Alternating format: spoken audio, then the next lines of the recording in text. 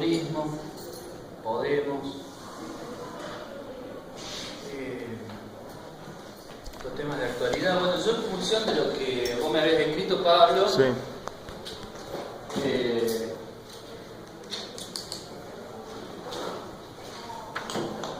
Bueno, yo advertí cierta línea que tenía las presentaciones. Entonces yo el título que había pensado era Post-marxismo sin pedido de disculpas, Ernesto Laclau y una escisión deliberada.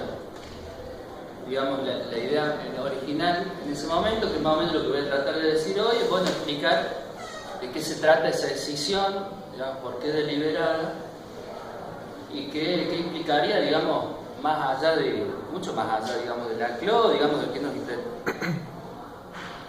qué implicaría para nosotros, ¿no? En términos de producción de conocimiento, de investigación, incluso de los mismos procesos, ¿no? De enseñanza-aprendizaje.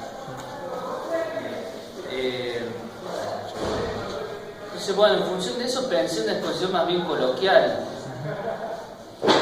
O sea, acá estas perspectivas, tanto la teoría política del discurso, el post-marxismo, ¿cómo se le puede llamar también? Post-fundacionalismo, post-culturalismo. Bueno, tiene cierta densidad, cierta complejidad teórica, filosófica. Bueno, pero no me interesa, digamos, meterme en eso,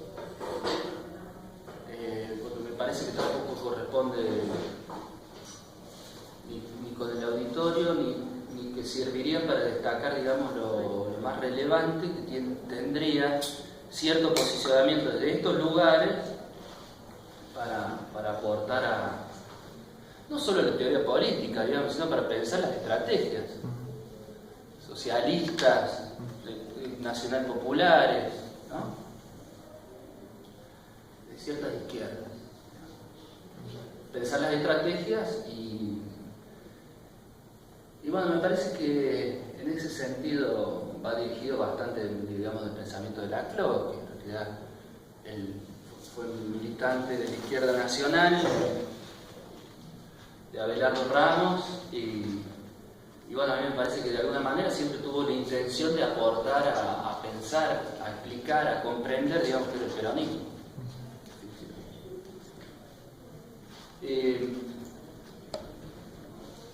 Bueno, entonces la idea es eso, es mostrar más bien o sea, haciendo eje en cuestiones coloquiales y desde esos ejes coloquiales ir bajando hacia cuestiones conceptuales de una manera quizá superficial y darle lugar a Juan, bueno, para que podamos dialogar, también presentar esos ejes como para que en todo caso después alguna discusión más puntual podamos llevar adelante de otro modo. Entonces, el objetivo general, digamos, es ese, introducir ciertos aportes de esta perspectiva a la estrategia socialista, desde esa decidida, digamos, decisión respecto del marxismo ortodoxo. Entonces, lo que pensé es una estructura con una parte que es hablar de ciertas decisiones en el campo académico, producidas, que uno podría ir buscando, ¿no? Decisiones en el sentido de que se producen divisiones en un espacio donde, y a partir de esa división se generan dos o más facciones o líneas de pensamiento con una importancia más o menos similar, en principio, o legítimas. Entonces, pensar diferentes decisiones, entonces podría pensar, digamos, de Marx, de Freud, quizás de otros autores también. Entonces, aportar, digamos, en primer lugar a eso, y segundo, a partir de dar cuenta de esas decisiones, pensar en qué aspectos, y en eso también hacer como abuelo de pájaro, algunos elementos que contribuirían, entonces, a partir de las decisiones planteadas por esta perspectiva que voy a proponer, a pensar las estrategias socialistas, nacional populares, actuales. Y por último, algunas reflexiones finales.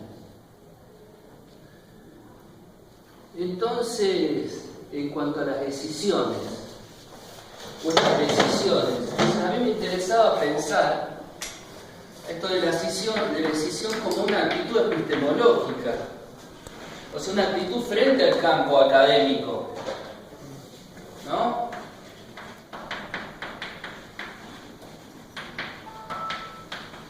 Porque incluso pensaba en una serie en la cual uno podría articular esta idea de decisión a la de antagonismo.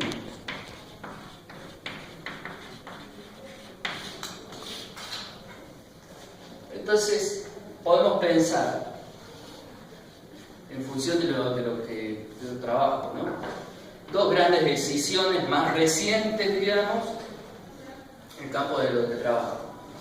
Una que efectúa Lacan y la otra que efectúa Lacan. Y esas decisiones implican que se instituye cierta línea de pensamiento a partir de la crítica, de la construcción del antagonismo respecto de perspectivas tradicionales, digamos, en el campo donde cada uno trabaja.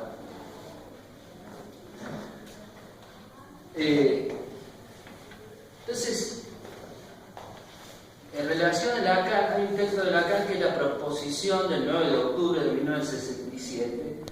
Bueno, el lacanismo tiene una forma de leer los textos de Lacan, que no es el objetivo acá de hacerlo de ese modo, pero que, digamos, las cuestiones políticas en general, digamos, suelen ser pasadas por alto. Pero bueno, en esta proposición del 9 de octubre, Lacan trata de pensar de qué manera construir una escuela de psicoanalistas. Y esa escuela de psicoanalistas va a ser en ruptura con la IPA, que es la Asociación Internacional de Psicoanálisis, ¿no? Entonces uno podría decir ahí, que es un momento, digamos, de ese intento de construcción institucional de Lacan, la ruptura es con la IPA.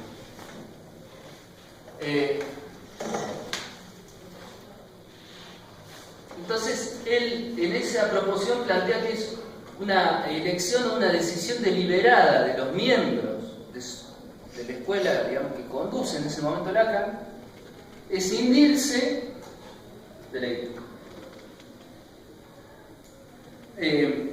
Ahora bien, ¿cuáles van a ser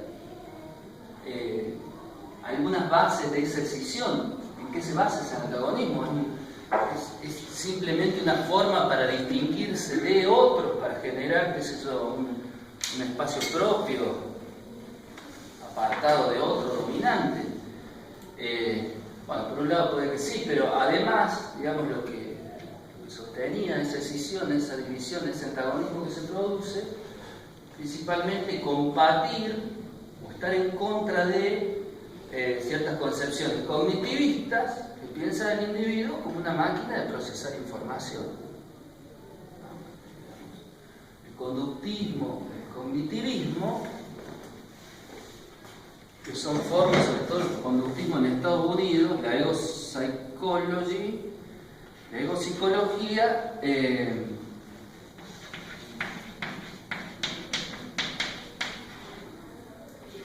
son formas específicas de interpretar a Freud. Entonces, lo que va a entrar a terciar Lacan ahí es el discutir cómo interpretan a Freud. Y tratar de rescatar de Freud otros elementos.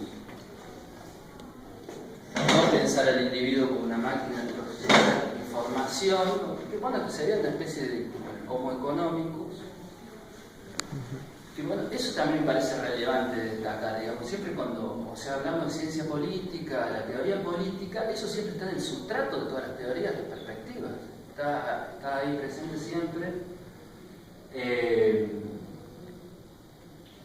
Así que bueno, es necesarísimo tenerlo en cuenta.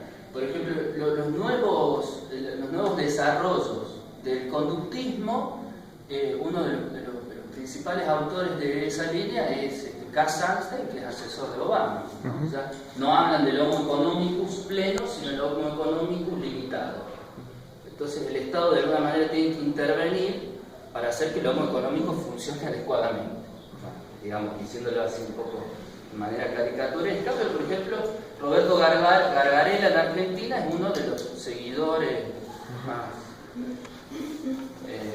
bueno, de acá vernáculo de Sanz.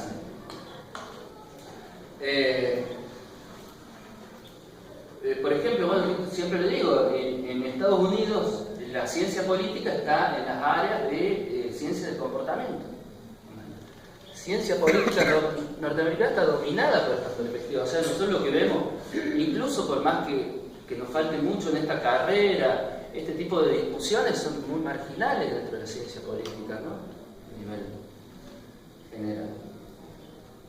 Entonces, el antagonismo se da contra estas perspectivas conductistas, cognitivistas que representa la IPA, contra esa visión del individuo y contra también la burocratización de los tratamientos a los individuos.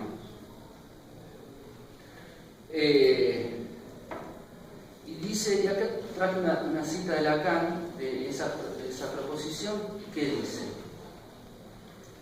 se trata, dice, bueno, él siempre escribe o hablaba, en realidad, porque estos son seminarios, ¿no? Hablaba de una forma complicada, pero bueno, vamos a tratar de entenderlo. Dice, se trata del advenimiento correlativo a la universalización del sujeto. O sea, hay una tendencia a universalizar el sujeto por parte de estas concepciones dominantes dentro de la psicología, correlativo a la universalización del sujeto procedente de la ciencia. Entonces, correlativo a eso adviene, dice, el fenómeno fundamental cuya erupción puso en evidencia al campo de concentración. Quien no ve que el nazismo solo tuvo aquí el valor de un reactivo propulsor. O sea, él se está construyendo, digamos, un antagonismo con una perspectiva que en todo caso trata o conlleva un tratamiento universalizante de los individuos, en donde desaparece la posibilidad de pensar un sujeto barrado, ¿no? Sino que se está pensando en un individuo que forma parte de un conglomerado o de un sistema que puede ser explicado y predecido científicamente. Entonces, lo que está introduciendo acá es la posibilidad de pensar que ese sujeto no es simplemente parte de esa explicación científica, sino que es el sujeto del inconsciente, está barrado, y por ende puede en algún punto, en algún momento, en base a ciertas condiciones, correrse de la repetición que instaura este sistema, ¿no? Lacan va a decir en cierto momento el inconsciente es la política. El inconsciente, o sea, aquello que nosotros no podemos controlar en última instancia, es político, ¿no? El inconsciente es político, entonces es fundamental pensar el sujeto.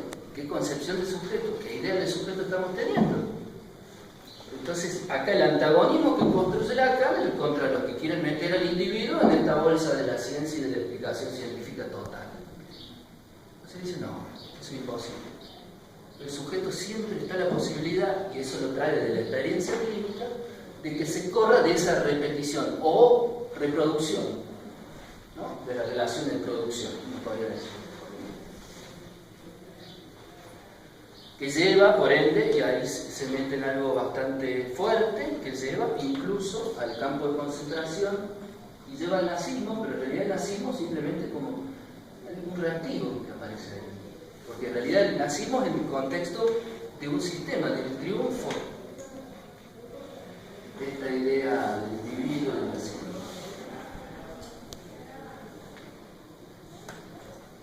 Entonces es una decisión que hace Lacan. La otra es decisión es la de Laclau.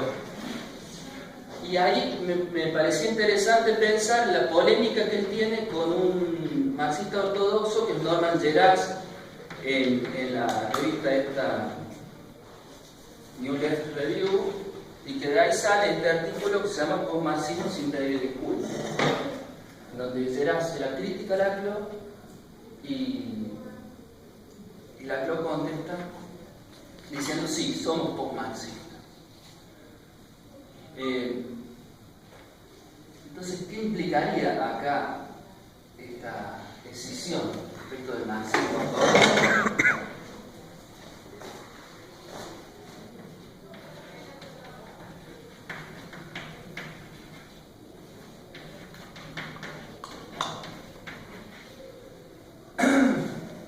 ¿Qué implica?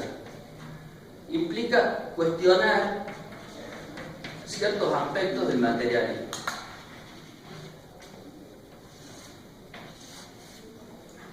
Sobre todo, el carácter, la idea de que haya cierta materialidad que es positiva.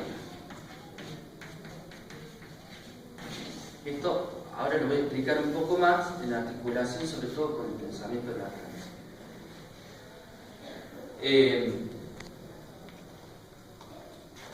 Entonces sí, se va a meter con el pasado, digamos, del marxismo.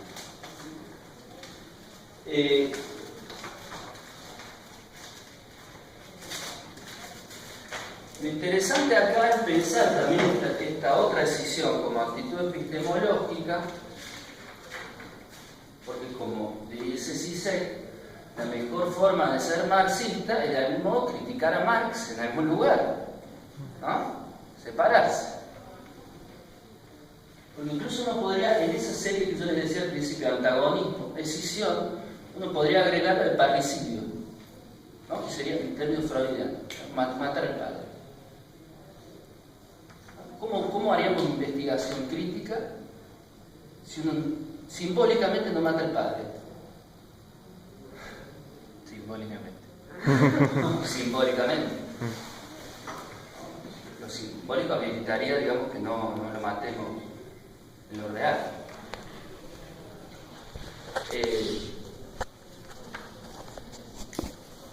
Entonces, yo recordaba, porque acá Laclau en este postmarxismo sin pedir disculpas cita a Geras, que dice, su opinión, dice Laclau, sobre nuestro libro no presenta la menor ambigüedad. Él dice, él es libertino, disoluto, fatuo, dice Geras de Laclau, del libro de Laclau y Mundo, de Hegemonía y Estrategia Social. Disoluto, fatuo, sin atención a consideraciones normales de lógica, de evidencia o de la producción de vida. Es un idealismo vergonzante, un vacío intelectual, oscurantismo, privado de todo control razonable, privado de un sentido adecuado de mesura o modestia. Él se embarca en elaboradas sofisterías teóricas, en manipular conceptos y en citas tendenciosas. Bueno, dice Laclau, después de esto dedica 40 páginas a un análisis detenido de una obra de tan poco valor. También recordaba, una vez, yo tuve profe en el doctorado de Atilio Borón, recuerdo que era el año 2010, y un compañero lo menciona a Laclau.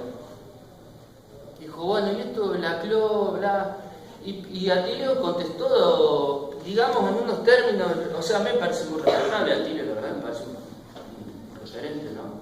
Pero bueno, ahí me resultó un poco violento porque él contestó de manera personal, digamos, diciendo, bueno, Laclau roba con esto o aquello, no sé, cobra mucho, no sé, una serie de ataques que está bien, digamos, uno lo puede hacer después de la clase, me parece a mí, ¿no? Me parece a mí, es lo que yo opino. Y en realidad lo que yo esperaba era alguna crítica del tenor conceptual que también el Borón la ha hecho, digamos. Pero bueno, eso me sorprendió y me vino a la cabeza cuando leía esto de Geras.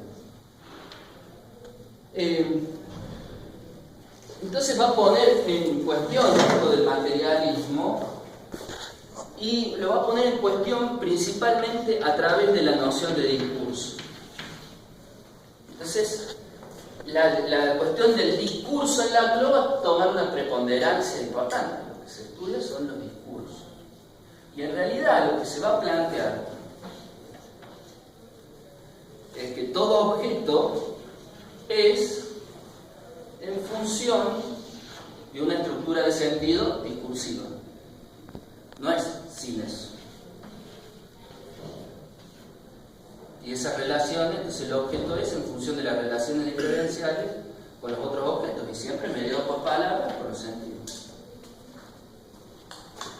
Entonces de ahí va a venir, obviamente, la crítica de Gerard, de decir, bueno, hay un problema acá, lógico que lo señala el marxismo, más la ortodoxia, digamos, marxista sería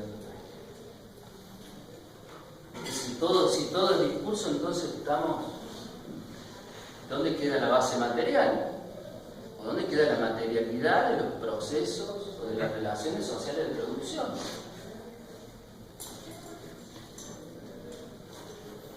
Bien. Pero bueno, la CLO se fuerza y se arriesga, digamos, a hacer esta decisión. No se dice neomarxista. Lo llaman postmarxista. Gerard le dice, vos sos postmarxista, como diciéndole peyorativamente, ¿no? Y dice, sí, soy postmarxista. O sea, hay una decisión deliberada ahí. Entonces, no sé cuánto tiempo me queda. No, bien. Bien. Entonces de ahí yo les iba a proponer, en base a esto, pensar en otras dos decisiones respecto de esto. Porque bueno, uno puede seguir hablando de la CLO, uno puede seguir hablando de Lacan y de vuelta, ¿no?, tratar a los textos de Lacan y de la CLO como si fuesen más o menos la Biblia, y entonces reconocimos las palabras del Padre. Entonces se me ocurrió a mí que podemos, y que incluso hay diferentes autores que van haciendo escisiones respecto del laclonismo, digamos, del lacanismo. Una escisión acá posible es la crítica justamente al pandiscursivismo. Pandiscursivismo es que todo sea discurso. Esto no lo plantea específicamente la CLO, como igual, digamos, cuando la CLO plantea las críticas al marxismo, es al marxismo más que a Marx, ¿no? Es al marxismo. Pero bueno, hay toda una utilización posterior también de lo que plantea la CLO que se dirige un poco a eso, a todo el discurso. Entonces, ¿de qué manera podemos hacer una decisión respecto de este laclonismo? Porque bueno, hay muchos autores que están en eso, ¿no? En lógica de la diferencia, lógica de la equivalencia, todo el tiempo tratando de ver eso en la realidad. Pero bueno. Entonces, es reintroduciendo lo que podemos hablar, lo que podemos señalar, que es un materialismo negativo.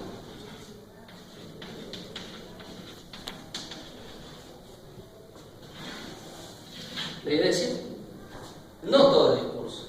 Sí, un objeto toma sentido en el marco de la relación de sentido que se da aquí. Pero eso es todo lo que existe. Bueno, recurriendo incluso a ciertos planteos lacanianos, uno puede hablar de que entonces, en esta versión, digamos, del posmarxismo, de la ancha verga del posmarxismo, hay una referencia material por fuera de lo discursivo y de la construcción simbólica. Pero esa referencia no es positiva. O sea, no hay acá un signo más que diga relaciones sociales de producción, tipo de propiedad capitalista, que va a significar a esto otro. En ese sentido me refiero a positivo. Esto va a dar sentido a todo esto.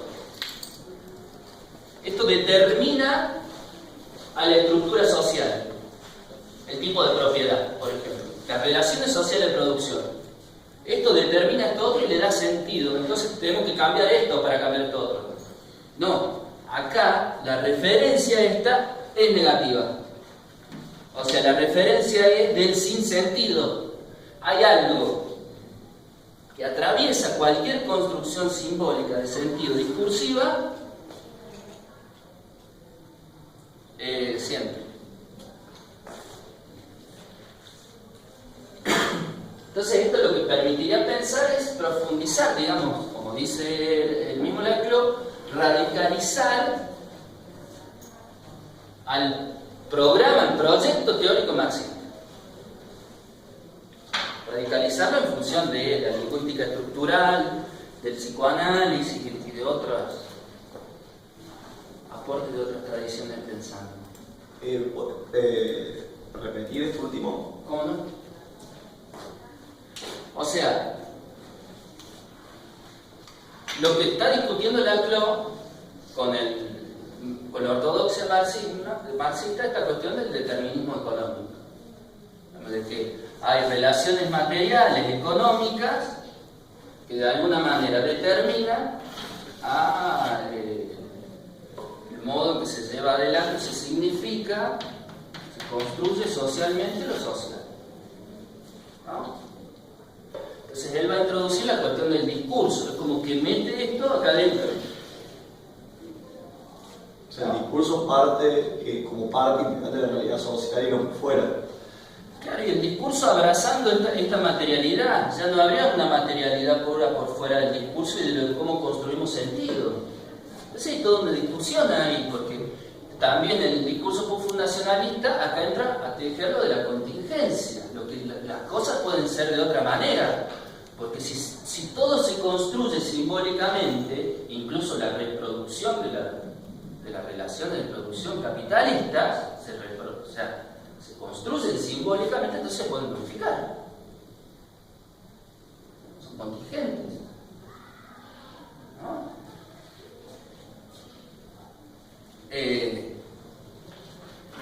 Pero entonces, digamos, esto es una interpretación, digamos, esta sería la crítica que le hace Borón, que le hace Lleras a Laclau. Entonces, Laclau iría hacia un postestructuralismo en donde es posible modificar estas relaciones sociales de producción de una manera más o menos no sencillas, pero digamos acá entraría por ejemplo la articulación hegemónica. Si se da una articulación hegemónica, entonces se puede modificar algo de esa estructura económica. Y se puede modificar porque entonces se construye discursivamente. ¿Me explico? Ahora, ¿cuál es lo que se puede introducir como crítica? Y bueno, sí, uno puede pensar, las estructuras son contingentes de esta mirada, ¿no? Pero bueno, entonces ¿por qué se reproducen? ¿Por qué se sedimentan y por qué se repiten y se continúan? E incluso articulaciones políticas hegemónicas que tratan de transformar ciertas cuestiones fracasan. Está bien, bueno, acordemos con la contingencia, pero ¿por qué se reproduce? Entonces de acá lo que nos permite algunos aportes de Lacan es pensar entonces que esa materialidad, esa referencia no es positiva, sino que es negativa, no es de sentido, no es una significación, no es que acá de esas relaciones materiales y económicas emana el sentido de lo social de manera positiva. No es ese materialismo, sino que el materialismo al que se apunta desde Lacan es que esa referencia por fuera de la construcción discursiva es un sinsentido. Es algo, digamos, que atraviesa permanentemente a toda construcción simbólica. Entonces, ¿me explico ahí un poquito mejor? ¿Okay? Voy a avanzar igual en esto.